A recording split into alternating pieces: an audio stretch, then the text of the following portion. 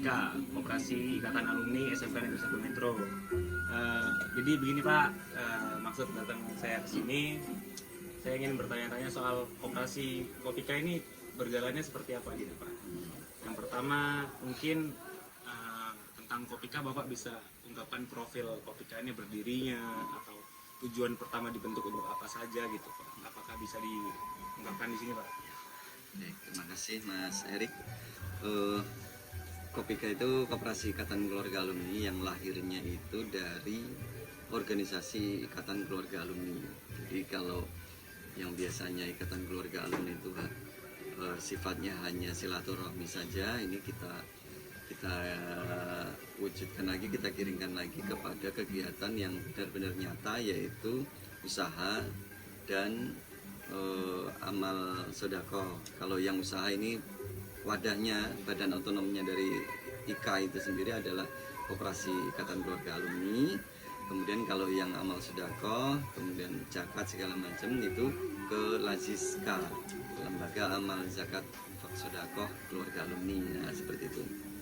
Jadi untuk koperasi sendiri itu kita rapat pertamanya 19 November 2022. Nah, 2022 terus kemudian disahkan lewat akta notaris itu tanggal 13 Desember tahun 2022 di Metro. Di Metro skupnya nasional karena alumni kita kan dari domisilinya di seluruh provinsi ada. Jadi memang bedanya itu, kalau yang koperasi tingkat nasional anggotanya bisa dari luar provinsi, tapi kalau tingkat provinsi ya harus satu provinsi itu KTP-nya. Kalau yang kabupaten kota ya berarti harus kabupaten kota yang sama anggotanya itu. Nah, tujuannya sendiri itu adalah seperti yang kita ketahui bersama, koperasi itu dibentuk untuk gotong royong ekonomi. Karena banyak dari kita alumni itu yang mungkin mau punya usaha tapi mungkin modalnya terbatas. Nah, dengan adanya gotong royong ekonomi ini, modal itu kita satukan dengan iuran bulanan yang hanya 25.000 sebenarnya satu bulan itu. Satu bulan hanya 25.000, tapi anggotanya ini alhamdulillah banyak. Dari pertama dibentuk tuh hanya 16 orang, sekarang sudah 71 orang. Yang dulu modalnya hanya 2.200.000, sekarang modal pokoknya simpanan anggotanya saja sudah 65 juta. Belum profit dari 2 tahun yang lalu, 2023 dan 2024. Nah, jadi sekitar, kalau sekarang itu sekitar 90-an juta lah semuanya itu. Itu termasuk pertumbuhan yang pesat karena ya dari 2022 ya, kita 2022 akhir itu pun. Jadi kalau perjalanannya baru 2 tahun, tapi alhamdulillah kepercayaan teman-teman alumni dan keluarganya juga sangat percaya kepada Koperasi Ikatan Keluarga Alumni. Nah, untuk menjaga kepercayaan anggota ini memang juga kami pengurus sampai saat ini mampunya hanya di koperasi usaha. Kalau untuk koperasi simpan pinjam kami belum berani atau belum merambah ke sana. Mungkin secara hitungan sepertinya kalau koperasi simpan pinjam itu lebih besar loh Pak, profitnya lebih gede, nanti anggotanya cepat ya. Iya memang iya seperti itu, tapi itu kan persiapannya lebih banyak ya, regulasinya juga banyak, sistemnya juga banyak, aplikasinya juga beda-beda. Jadi kita memang belum merambah ke sana. Entah suatu ketika nanti kalau memang anggota menginginkan seperti itu, ya kita bisa laksanakan bersama dengan kemampuan yang harus dikuatkan yang jelas ya. Tapi untuk sementara ini anggota masih senangnya di usaha. Jadi benar-benar usaha yang real, kemudian ya kita jalankan bersama dan akuntabel ya, bisa diaudit, kami buat laporannya juga setiap ada pertemuan-pertemuan itu kita adakan penyampaian laporannya itu. Seperti itu. Jadi gitu teman-teman. Jadi sebenarnya koperasi itu bisa mensejahterakan anggota-anggotanya gitu. Jadi nggak serta-merta koperasi itu kayak usaha yang kecil-kecilan aja gitu. Memang awal mulanya kecil-kecilan kayak dari ikatan alumni ini gitu kan. Cuman makin berjalannya waktu, usaha itu bisa jadi besar, anggotanya sedikit jadi anggotanya menjadi banyak. Profitnya dulu segini, sekarang sudah sampai puluhan juta gitu untuk simpanan pokok dari anggota-anggotanya. Jadi di Kopika tersendiri kali ini Pak, itu usahanya ada apa aja Pak?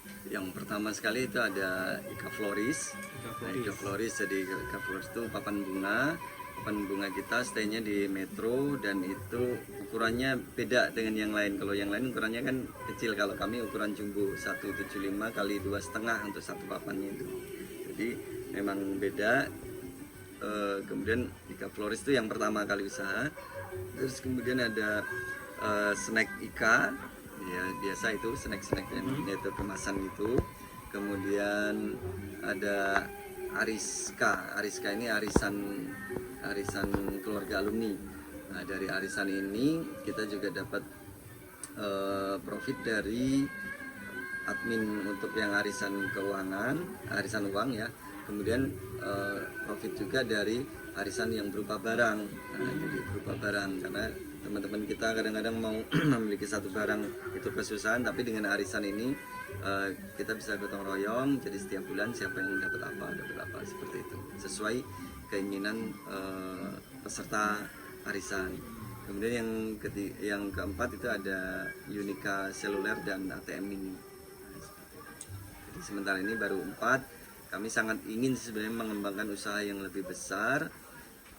Jadi kemarin teman-teman kumpul dan sekarang sedang pengajuan 2 titik pangkalan LPG 3 kg LPG subsidi, satu di Metro Gibang dan satu lagi di Metro Kota. Ini sedang pengajuan ke Pertamina, mudah-mudahan ini bisa cepat terrealisasi sehingga teman-teman juga bisa melihat perkembangan usahanya sudah semakin banyak, dan pangkalan LPG lebih mudah ngontrolnya sebenarnya karena pembeliannya juga online kan via m-banking, kemudian juga penjualannya juga sudah sangat jelas, kuota per bulannya juga sangat jelas. Jadi untuk memonitor itu usaha-usaha yang seperti itu sangat mudah ya. Pangkalan LPG, SPBU, terus minimarket yang waralaba itu monitornya sangat mudah.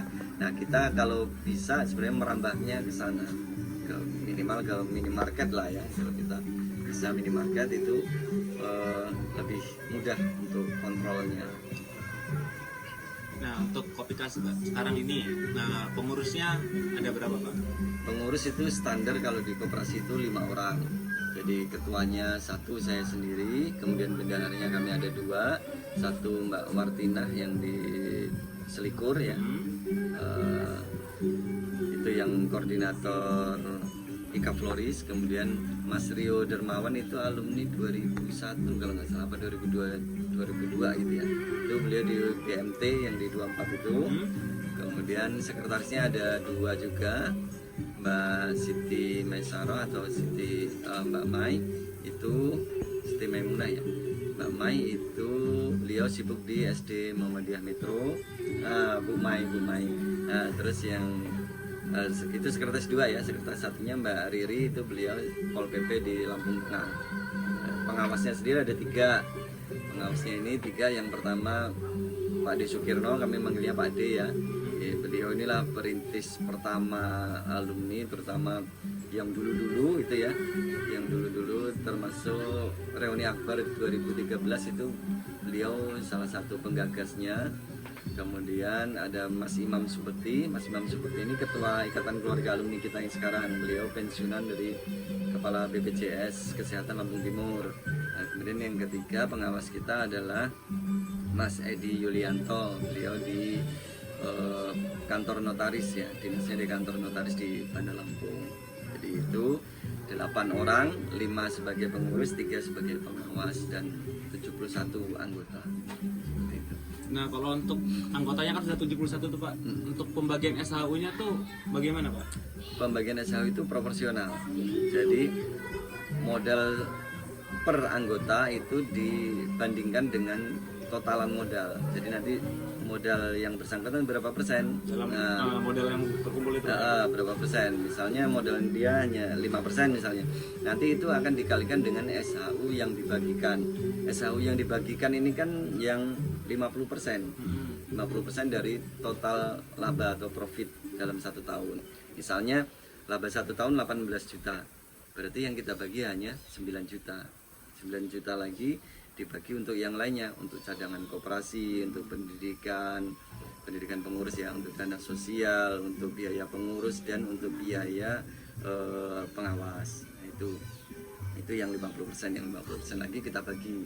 Nah, 50% itulah nanti diperbandingkan dengan persentase modal anggota seperti itu.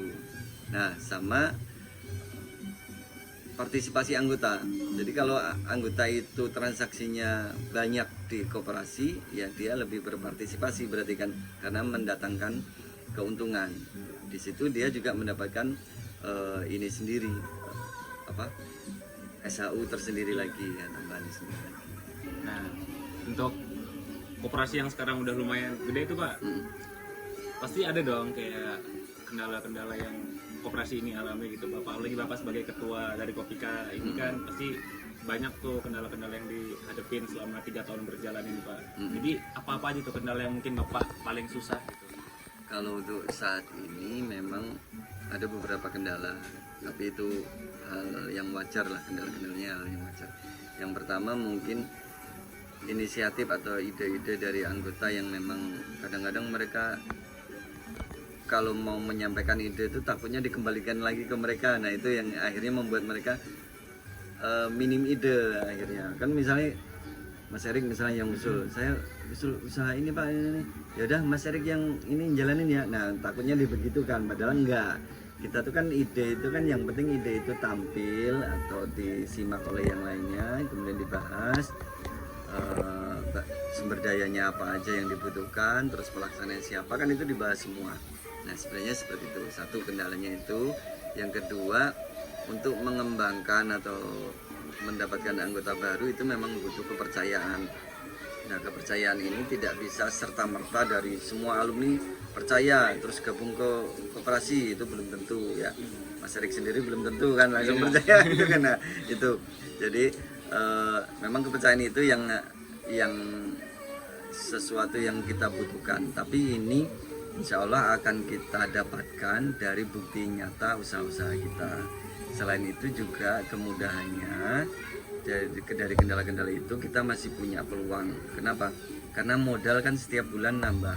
Bahkan ada kadang-kadang teman-teman anggota itu di awal tahun sudah bayar langsung untuk 1 tahun 300.000 gitu untuk 1 tahun simpanan wajibnya. Jadi kalau 71 orang kali 3 kan berarti udah sekitar berapa itu? 21 ya, 21 juta kita dapat tambahan di tahun ini. Nah, itu. Jadi dengan kemampuan modal yang terus bertambah setiap bulan atau setiap tahunnya bertambah, ini memungkinkan kita membuka usaha-usaha yang lebih besar dan lebih mudah kontrolnya.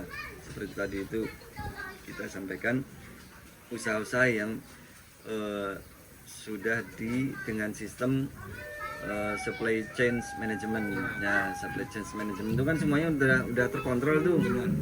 Pembeliannya bisa kita lihat dari HP ya kan, nebusnya dari HP juga bisa, barang masuk, penjualan itu semua bisa terkontrol dari situ. Termasuk waralaba minimarket yang memang sistemnya sudah include di situ. Kalau kita ikut waralabanya itu sangat membantu untuk pengusaha membuka usaha tersebut. Seperti itu. Jadi kendalanya ada tapi peluangnya juga ada. Kita berharap dengan kerjasama yang baik seluruh anggota, bahkan seluruh alumni. Kadang-kadang alumni yang nggak ikut anggota pun mereka juga usul ini itu ngasih masukan, tapi mereka sendiri nggak mau masuk, ya nggak apa-apa sebenarnya itu. Karena memang ya kita kan induknya di Ikatan Keluarga Alumni, jadi kita ke semua keluarga. Nah, namanya keluarga kan memang kadang beda-beda, ada yang mau usul, ada yang ikut serta usaha gitu kan, beda-beda. Tapi induknya dari semua itu adalah Ikatan Keluarga Alumni. Kalau koperasi dan Laziska itu hanya badan otonomnya aja, pelaksana aja, supaya Ikatan Keluarga Alumni itu benar-benar terlihat nyata pergerakannya, nggak hanya kumpul-kumpul, makan-makan, ini itu enggak. Tapi kita benar-benar usaha dan amal sodakonya ada juga. Jadi memang gini teman-teman ya, awal mula terbentuknya itu supaya mencari kegiatan yang lebih positif, nggak sekedar kumpul-kumpul alumni aja, tapi ada kegiatan produktif, bangun usaha, terus amal sodako dengan Laziska dan lain-lain itu tadi. Jadi kesimpulannya memang ini koperasi memang bisa benar-benar bisa berjalan dengan baik gitu. Usahanya berkembang, anggotanya bertambah, SAU-nya bertambah, profitnya bertambah, modal pokoknya pun bertambah. Jadi saat ini masih aktif ya Pak ya? Harus aktif terus. Harus aktif terus, jangan sampai berhenti ya, Pak ya? berhenti, jangan sampai bubar, karena kita mendirikan ini susah payah, tidak serta merta langsung jadi gitu. Satu ide, satu arah itu enggak, banyak ide yang berlawanan, banyak yang berbeda arah, tapi kita semua dengan tunduk pada satu kesatuan organisasi, akhirnya ya semua bisa menyepakati mana yang lebih baik. Nah sebenarnya tentang koperasi ada kemudahan lagi, karena sekarang pemerintah juga mendirikan sekitar 80.000 koperasi desa, koperasi kelurahan merah putih. Nah ini juga membantu kami bahwa memang sebenarnya koperasi ini yang terbaik untuk gotong royong ekonomi ya, yang terbaik untuk gotong royong ekonomi. Kalau dalam dunia usaha kadang-kadang kita begini, ada satu usaha yang kita lagi bagus, tapi kok tiba-tiba ada pesaing yang lebih bagus lagi gitu ya. Itu kenapa? Karena ternyata pesaing itu nggak sendirian loh. Mereka tuh gotong royong, entah keluarganya, entah komunitasnya, mereka membangun usaha yang lebih besar lagi sehingga kita disaingi dan kalah bersaing. Kadang-kadang usaha ada yang seperti itu kan. Nah, itu yang jadi titik bahwa kita itu sebenarnya gotong royong itu sangat dibutuhkan. Nggak beda dengan BPJS Kesehatan.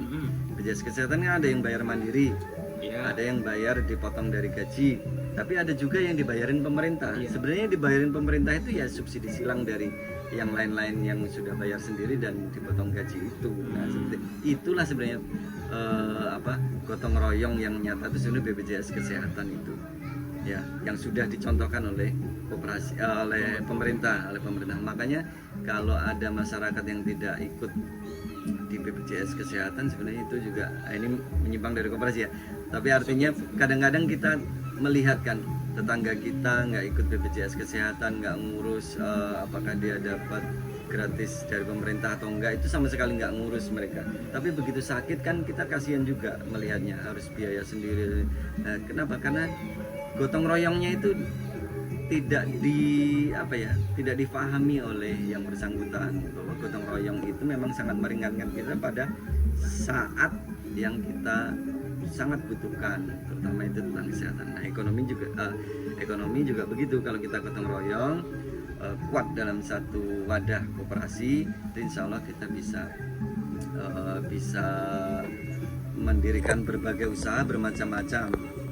Gunanya usaha yang bermacam-macam ini juga untuk saling tutup. Misalnya ada satu usaha yang lagi lesu, lagi sepi, kita ketutupan sama usaha lain. Mungkin usaha lain itu lebih lancar. Ada juga mungkin usaha yang memang stabil, dia selalu profit. Nah itu juga sangat membantu. Nah, kendala lain di masyarakat, di teman-teman alumni, kadang-kadang begini. Sekarang sangat banyak media sosial itu lewat iklan segala macam yang rayuan, dapat fee sekian, yang penting install aplikasi, ya kan, terus nonton iklan lah segala macam. Tapi buktinya apa? Terakhirnya semua yang iming-imingnya besar, ya itu pasti ada sesuatu yang mencurigakan sebenarnya begitu.